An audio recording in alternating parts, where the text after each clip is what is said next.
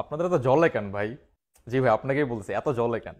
এই যে কিছুদিন আগে এক ভাই আমাদের রমজানের সময় এক ভাই 50 জোড়া স্নিকার নিয়েছে, প্রায় 4,20,000 টাকার বিল। অবশ্য ডিসকাউন্ট ছিল, ডিসকাউন্টের পরে অ্যামাউন্টটা বললাম না।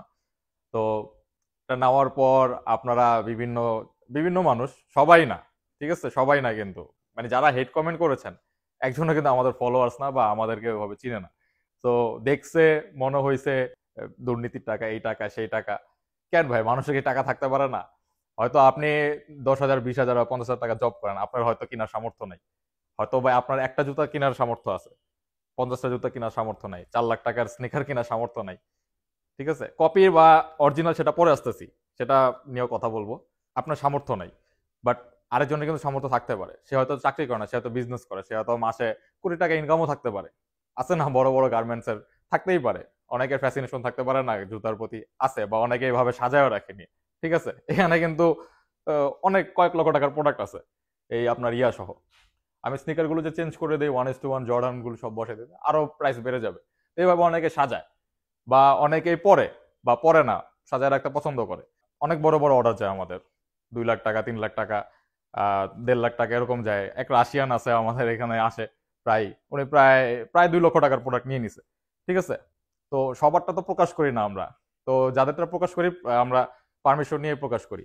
তো ভিডিওতে যে ভাইকে দেখছেন, অবশ্য তিনি কিনে নাই, যে কিনছেন সে উনার সম্ভবত বস, উনি পাঠাইছেন ওনাকে।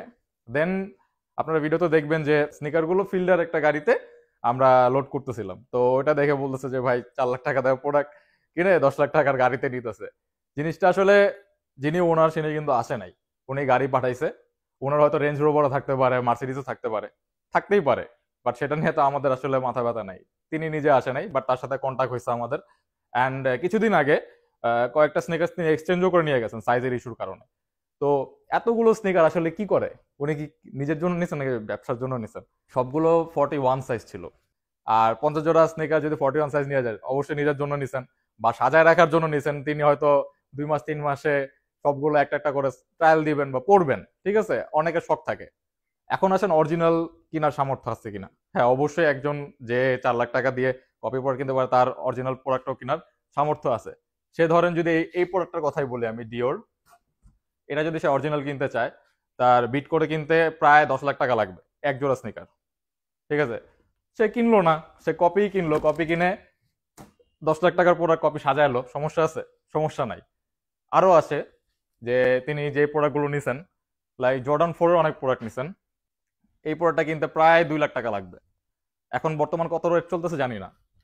তো আসলে অরিজিনাল কিনাটা অর্ধি কিনা, অবশ্যই অর্ধি, এটার একটা ভ্যালু আছে, বাট বাংলাদেশের প্রেক্ষিতে আসলে অরিজিনাল কপি এগুলো আসলে অতটা ম্যাটার করে না। And আমরা যে প্রোডাক্টগুলো সেল করি, 1:1 গ্রেড যেগুলো বলি আমরা, বাইরের কথা বাদ দিলাম, ওরা যা বলে তো বলেই, লো কোয়ালিটি স্নিকারকে 1:1 বলে সেল করে, বাট আমরা করি না সেটা।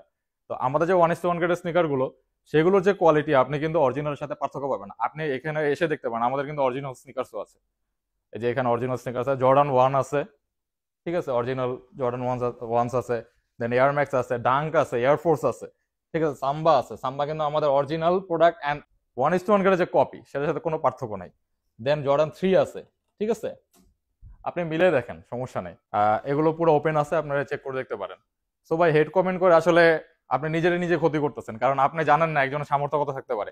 আপনার হয়তো 30,000 টাকা স্যালারি, আপনার হয়তো একটা স্নিকার কেনার সামর্থ্য নাই, বা যদি শখ থাকে, শখ থাকলে কিন্তু 10,000 টাকা যে স্যালারি, সেও কিনতে পারে। আপনার তো 50,000 টাকার স্যালারি, বাট আপনি কিনতে পারতেছেন না, বাট কারণ আপনার ওরকম নলেজ নেই বা আপনার ওরকম শখ নাই।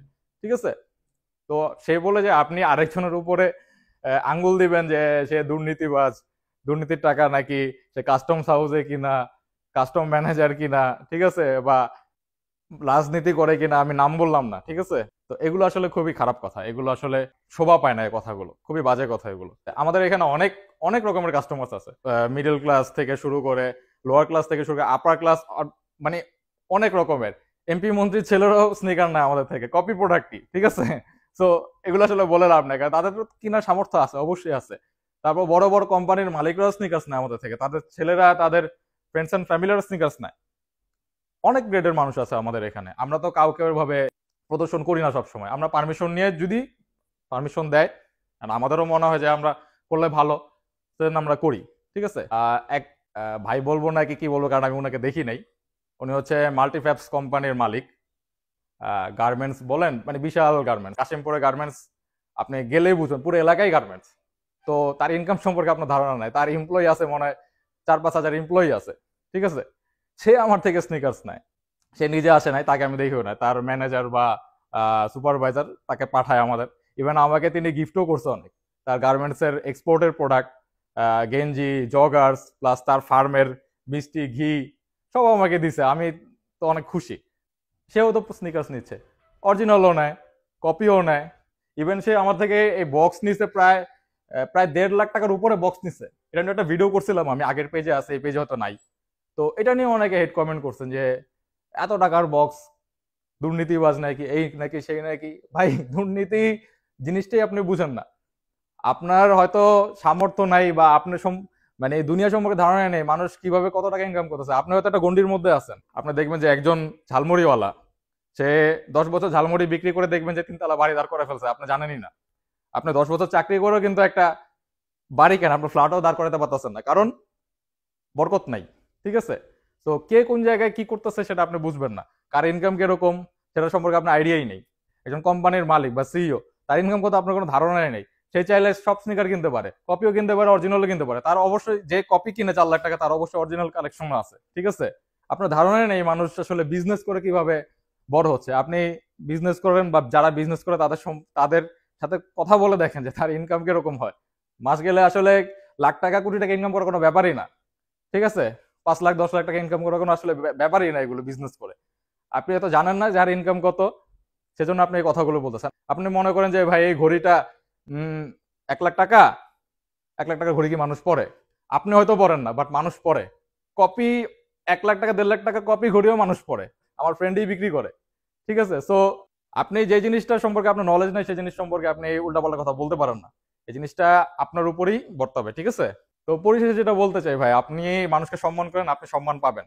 আপনি হেট কমেন্ট করে আপনি অনেক বড় একটা স্যাভেজগিরি করে ফেললেন, এটা আসলে আপনার ভুল ধারণা, আপনি ভুলের মধ্যে আছেন। So that's it for today guys. ইরাম বিরির সাথে থাকতে চাইলে থাকতে পারেন, বাট যারা হেড কমেন্ট করে তারা কিন্তু আসলে ইরাম বিরির সাথে নাই, বা তারা আমাদেরকে চিনেও না। জাস্ট পুরো ভিডিওটা গেছে তার সামনে, একটা কথা বলার দরকার বলে দিছে, দ্যাটস ইট। আরেকটা জিনিস যে আমরা ফেক প্রমোশন কখনো করি না। ঠিক আছে। যদি কোনোদিন করি, যদিও কোনোদিন করি, বলে করবো যে ভাই এটা ফেক প্রমোশন ছিল। ঠিক আছে। আমাদের ফেক প্রমোশন করার কোনো ইন্টেনশনও নাই। 50টা প্রোডাক্ট গেছে, এটা নিয়ে আমি ভিডিও করছি, আপনি বলছেন ভাই ফেক। নো, ইরাম বেরি কখনো এসব করতে পারে না। অরিজিনালি গেছে। ভিডিওতে দেখবেন যে নামাচ্ছি, গাড়িতে উঠাচ্ছি, বাট এগুলো ভাই হুদাই করবো কেন ভাই, আসলে অরিজিনালি গেছে। ঠিক আছে। তো যারা ফেক করে, আপনারা জানেন কারা ফেক করে। সো ওইটা আসলে আমাদের উপর আসলে ছেড়ে লাভ নাই। যারা ফেক করার তারা করে, বাট ইরাম বেরি কখনো ফেক করতে পারে না। এটা আপনারা মাথায় রাখবেন, এটা আমি লিখে দিলাম। এখানে কোনো পাকানো কিছু নাই, কোনো ফেক কিছু নাই, সবই ন্যাচারাল। ঠিক আছে।